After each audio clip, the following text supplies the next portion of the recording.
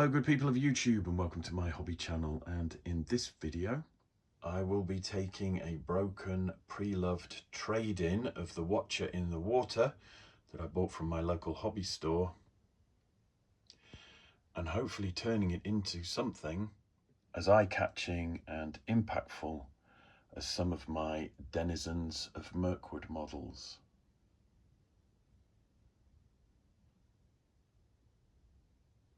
Apart from the fact that the model is in pieces, there's a lot that's wrong with the build, and I just need to break that down before I can get stuck into restoring this piece.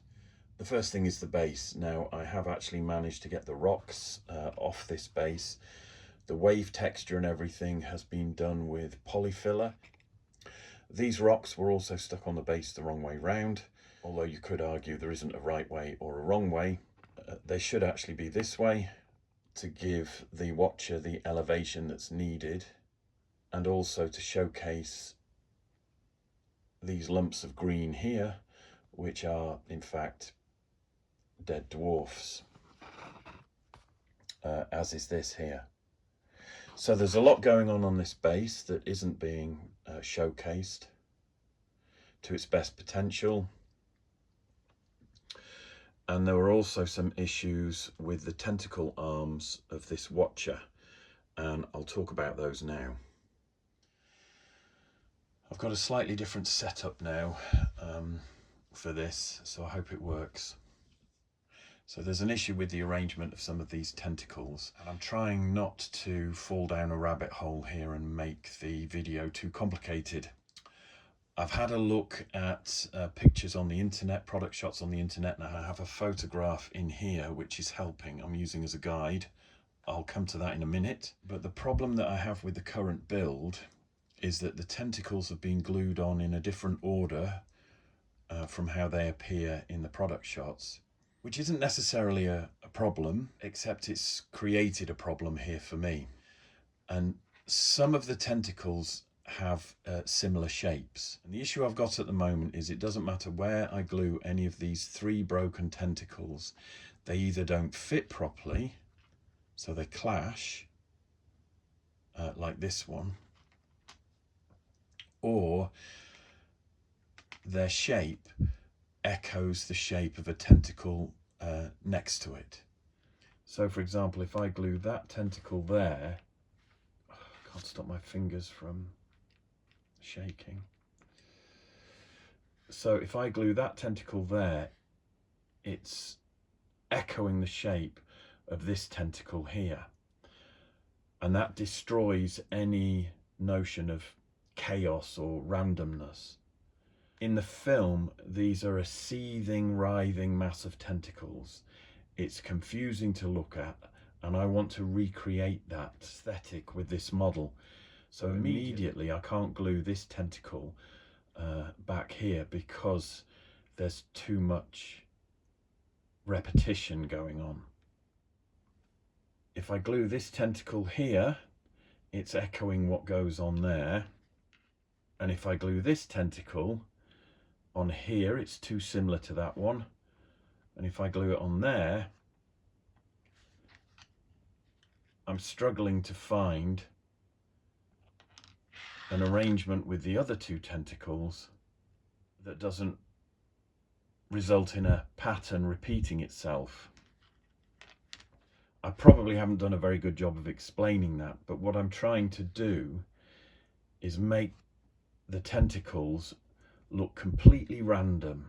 And the minute you get one tentacle that is echoing the shape of another tentacle in close proximity, your eyes start to find patterns and order, and the whole thing falls apart. So in order to create the randomness that I want to create, I am going to have to cut all of these tentacles away and rearrange them so that they echo what's going on in that product shot there. And I've been able to match up some of these tentacles. Like here we have one curving across and coming round, and that's this tentacle here, which has been fixed in place one tentacle too far away from the middle two tentacles. And if you look at the middle two tentacles here that surround the mouth, they are both of a similar shape. And that's fine because that's drawing the eye in to the face and the features on this model. So those two tentacles in the center, echoing each other, help draw the eye into the other features on the model. So I've somehow got to achieve that and move all the other tentacles around to create this idea of chaos.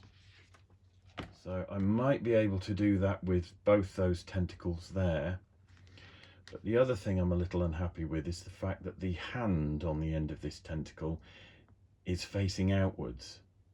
It would be better if this tentacle was on the other side, so that this hand is facing in towards whatever the creature, the watcher, might be looking at. A little Frodo, for example. So if I put that tentacle on this side of the mouth and then a tentacle like this in its place, that should help me create a focal point. So I'll be cutting all these tentacles off. There are also some issues with the legs. This leg at the front is snapped off. Now, the legs at the back are actually wider, and they would have been better off at the front, because they would have allowed the watcher in the water to stand on these rocks. So I've got to find a way of trimming off one or two detachment points which haven't been cleaned off on this build, and then getting the watcher to stand on these rocks without obliterating the detail.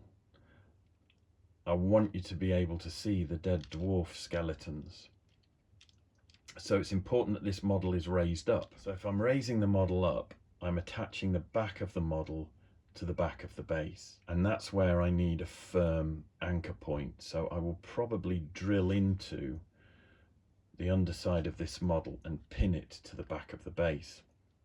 And that brings me to the base and this rippled water design, which has been varnished perhaps, but the varnish is cracking away from the paint underneath and leaving these kind of shattered mirror patterns, which I don't like. So that base is going to be soaked in Dettol probably, to try and soften all this and strip it off. If that doesn't work, I'll dry the base off and just sand it down. But effectively, that base is junk, so I'm going to replace it with a brand new one that I've got lying around for occasions such as this. And I can basically start afresh with a brand new base where I want to try and achieve something like this. Now the watcher in the water is coming out from the edge of the lake, so this base here doesn't need to be a water base. This can be a shoreline. So if I'm sticking those rocks and dead dwarves to the front edge of the base here, this part of the base needs to be dry, whereas this part of the base can look wet, but it doesn't have to be a water feature. So I can replicate what I've done here, and that was simply achieved by texturing the base and finishing off with some gloss varnish. Now if you want to create puddles and a bit more depth, then you can use things like what do they call them? You can use things like water effects, UV water effects, or something similar. Now I've got one or two things that I want to experiment with in future projects, but for now, some gravel on the base, some mud texture. All these jagged bits here are made up from bits of broken cork. Oops. I can create a base like this and get the water effect that I need just by using some gloss varnish. Also on this one you can see how I've used the effect to run through the middle of the base. I'm using lots of scatter and flock and coloured sponge and foam to create moss and undergrowth on these bases. And I've used some Warlord Warriors of airworn skeletons there, which I've assembled as corpses. But there's already a lot of detail on these rocks, so I want to work with that and enhance that and create something that's really impactful. Because just like these spiders, the body and the design of the watcher in the water is actually quite simple.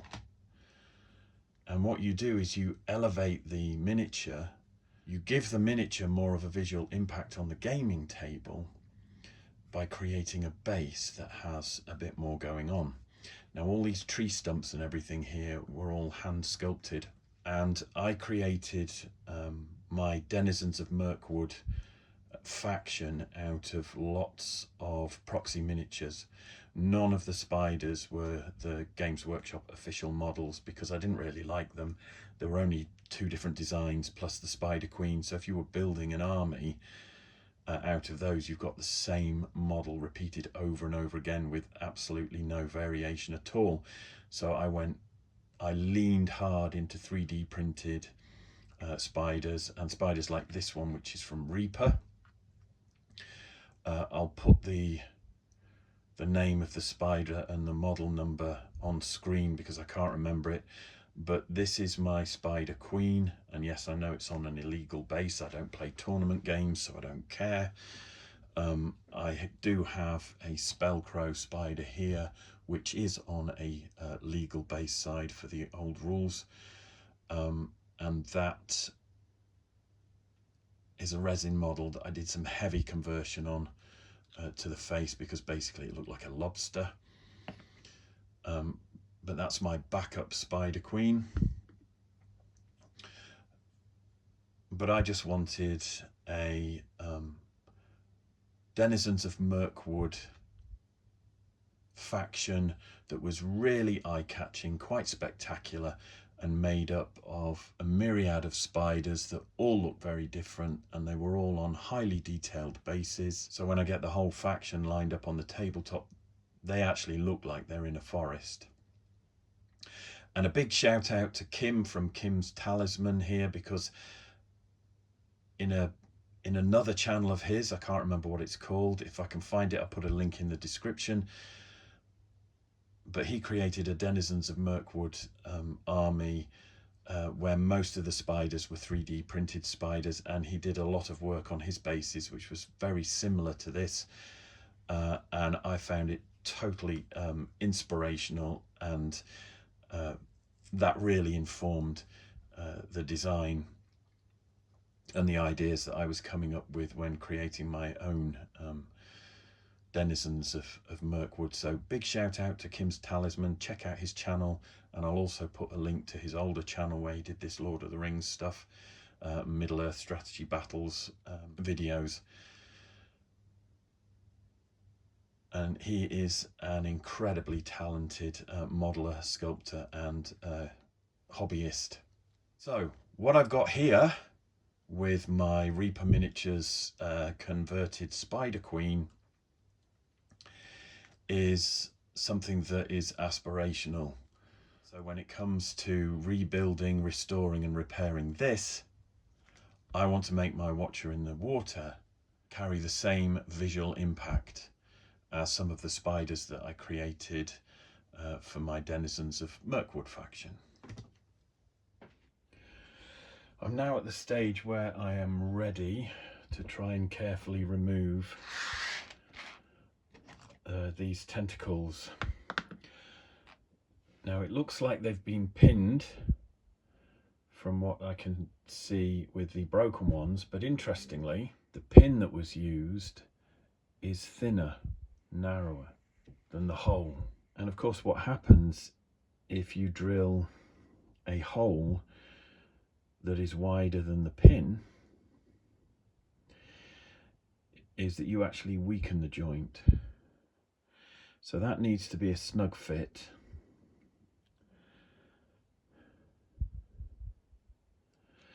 And if you end up with a hole that's wider than the pin, you need to pack it with milliput or green stuff. That was something that I noticed. Hopefully that will work in my favour when I try and remove the rest of these tentacles. But I don't want to snap them off because that risks breaking the tentacle in the wrong place. I'm going to have to very carefully take a scalpel, work out where the join is, the line of the join, and cut along that and see if I can just pop the super glue bond. I've picked a different blade. Wish me luck, because this is where a nice tutorial video could turn into a disaster. I need to try and cut that as well without putting too much pressure on the rest of the model, because if I push down on there and on there, again I risk snapping the resin. So I'm just going to try and use that little bit of modelling slate there, just to give me something that I can cut against without damaging the rest of the miniature. And now I just need to try and get the scalpel blade in.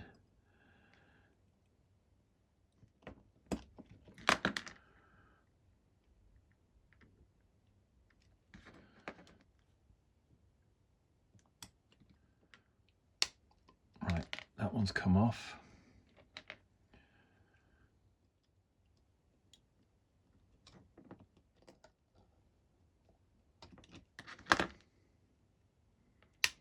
That one's come off.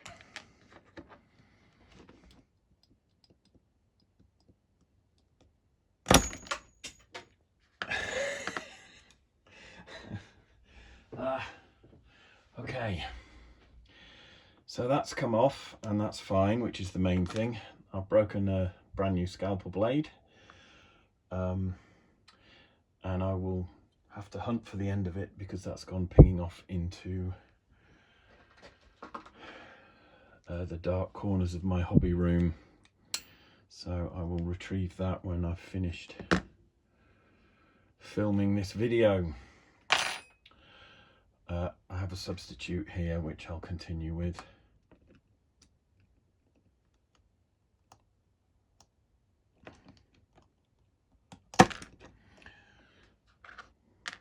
There we go.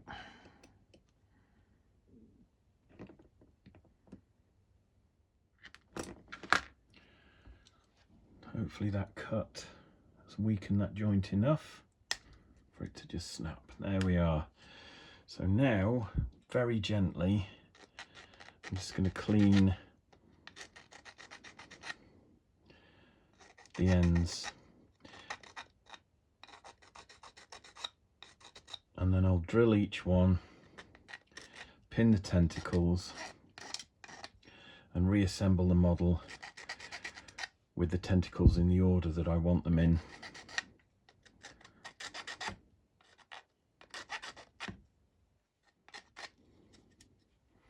But hopefully that will do the trick, and then I'll probably pin that leg as well when that gets glued back on.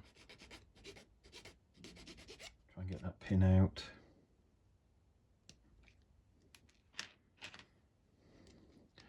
And that one. And then file these down just to clean off the ends because they're not being stuck back in the same place that I snapped them off from. These will be glued back in different places, so I want that as flat as I can manage.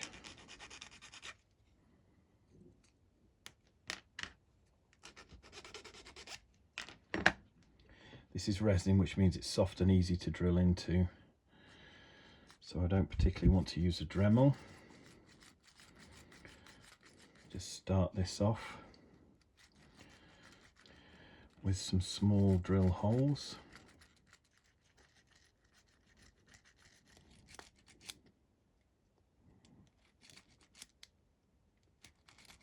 Right.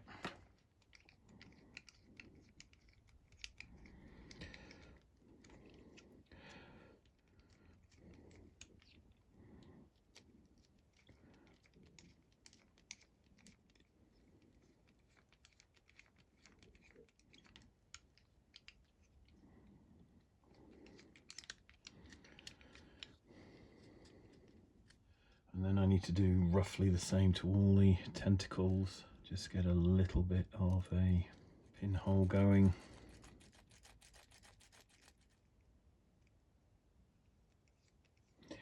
And again, I don't want to go too deep with this.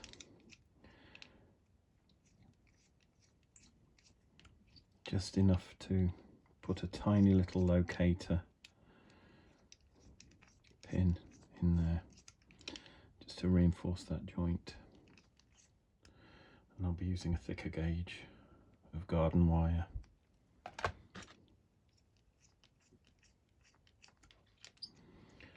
So I just need to do that 8 times. I'll start with the leg. I've drilled 2 holes, small ones in there. So I'll get some super glue. And I'm using a thin pin, which I just want to work all the way down. And then I'll put some glue on the pin itself. And a tiny bit of glue on the leg. And then I can slide that on to help ensure that that is now home. There. Whilst I wait for that to dry, I am going to pop the rock. I'm going to put the rocky outcrop onto an oval base, replacing the one that was on the model with a new one. Get plenty of super glue on the underside of that.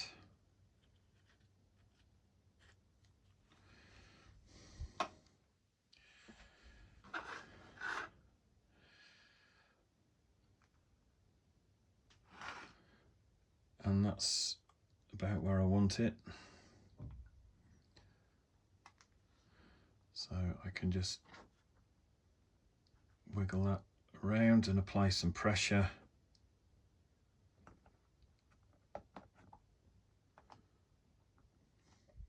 I need to keep the pressure on, so I am actually now going to try some activator. As I said, I don't use this very often, but now might be a good opportunity.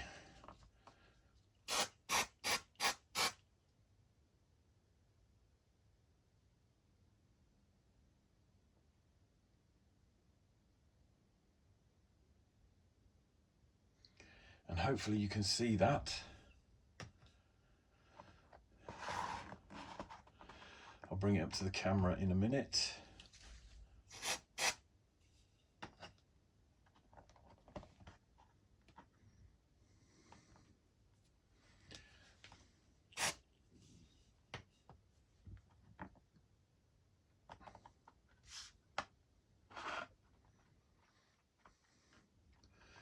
But that has got that attached, and you can also see the reason why I use activator very sparingly. If I don't need it, I won't use it, because that is a bloom where the super glue that was exposed has frosted. Doesn't matter on the base, because I'll be applying some texture and hiding all the edges here. And I decided to use the activator because the resin rocks were slightly warped and the base was slightly warped, so they weren't sitting flush with each other. So at least this way I gave the super glue a kick start, and now that is secure enough to start texturing the base. But for anyone who's curious, and for all those people who like to jump onto the comments and say, why don't you use an activator? 99% of the time, this is why I don't bother with an activator. It's fine if you can hide it, but on a small model, the last thing you want is to be cleaning off super glue crystals effectively. Right tool for the right occasion. And just in contrast to that, you can see how super glue dries when you leave it alone to dry naturally. So there's very little evidence there that any super glue has gone on. And again, that is another reason why I will only use a super glue activator when the job warrants it. It's much better to let super glue dry naturally if you can. And now that this base is in position, I am going to zenithal prime the rocks again. I'm not looking to obliterate all the paint that's on here, but I will give it a quick dusting with grey and then a quick dusting with white. And I'm doing that now because when I add the base texture and material here, I don't want to get primer on it. I don't want to have to paint it up again. I want to use the natural colours of the scatter that I'll be using. So paint goes on next, and then when it comes to adding the extra detail, like you can see on this spider base here, I'm not having to paint up all the earth and mud and everything from scratch. Okay, so I've just hit that up with the zenithal prime. Didn't strip it or anything, just went grey on top of the paint that was already there, and then white on top of that. But I want to set this down now somewhere nice and warm where it'll just dry, and whilst that's drying I can work on putting the pins in these sockets ready for the tentacles.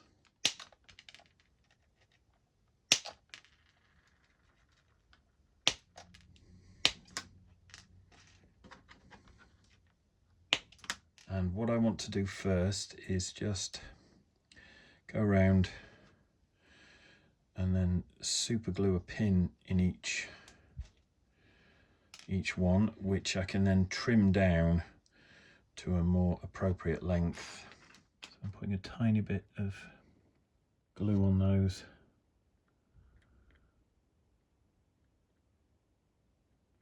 There, and then I can just quickly insert these pins, which are slightly bigger and more robust than the pins that were in the model when I purchased it.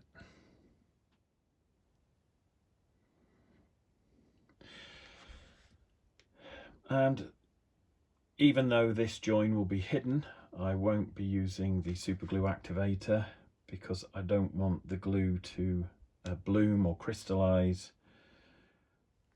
I just want to leave that to dry naturally, and then I can come back and trim the ends off. Based on photos, product shots, photos on the internet and in the book, that's my best approximation. It might not be perfect, but I'm going to run with it. So now what I need to do, these seem to be dry enough to hold. Hopefully if I clip them I can then pin that, but you can see how the pin is too long. That was deliberate obviously, because I don't want to start with a pin that's too short, but I can see roughly how much I need to take off. Obviously it's more on some than others, but I'm after about 5mm left, which my guess is something like that. So I'm going to go around quickly and do that to all of them.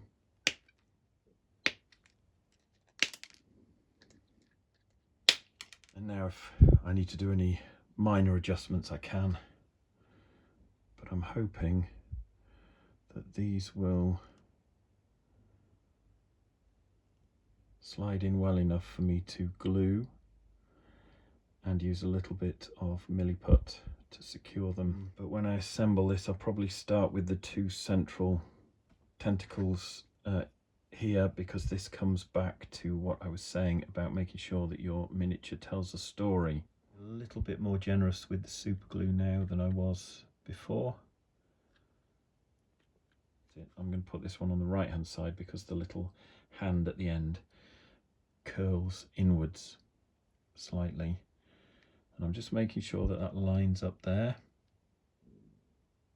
So I've mixed a tiny bit of milliput with green stuff, and I don't want very much, just a really small amount.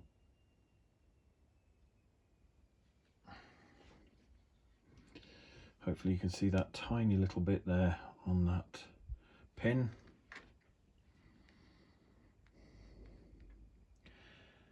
Which I can just nurse into the hole there, push it all the way down, squeeze it together, and that's just enough to sit round the pin while the glue dries. And that tentacle is in the position that I want it in then. Tiny little bit of milliput there, just nurse that into the pinhole. A little bit of glue just to clean off there. And this really is a game of patience. I'm now going to have to work very carefully around those two that are there.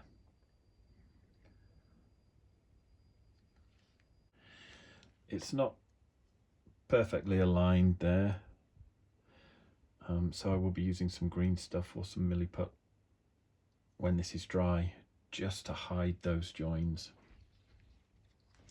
But that definitely gets me what I'm looking for at the front there.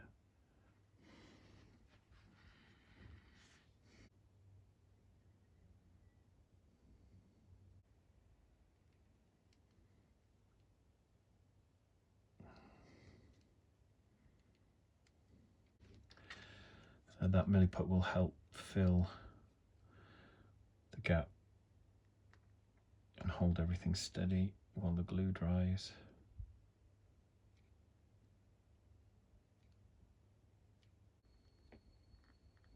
There we are.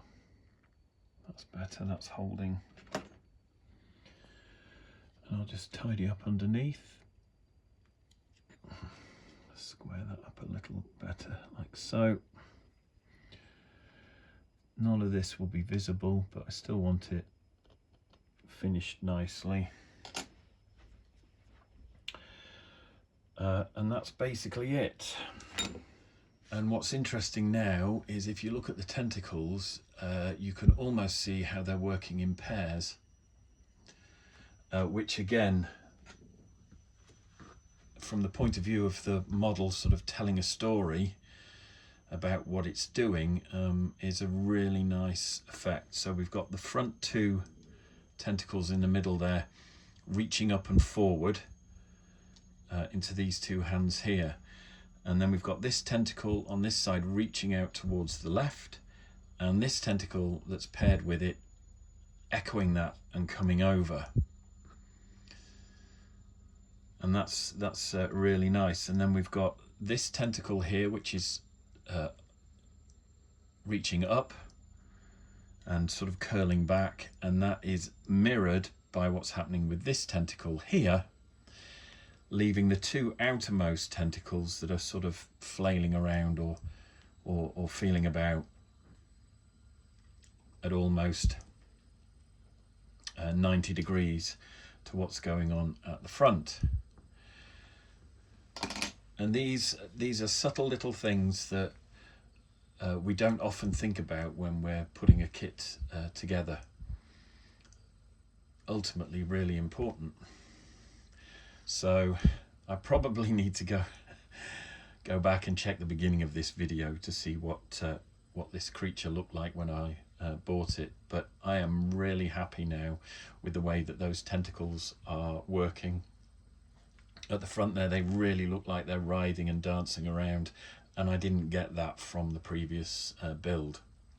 Once again, thanks ever so much for watching this restoration of the Watcher in the Water, part 1. I hope you enjoyed this video. If you did, please smash that like button, and if you'd like to see more videos like this, please subscribe to my channel. If you'd like to leave a comment, comments are always welcome, but please keep those comments kind and respectful. Take care of yourselves, and I'll see you in the next one.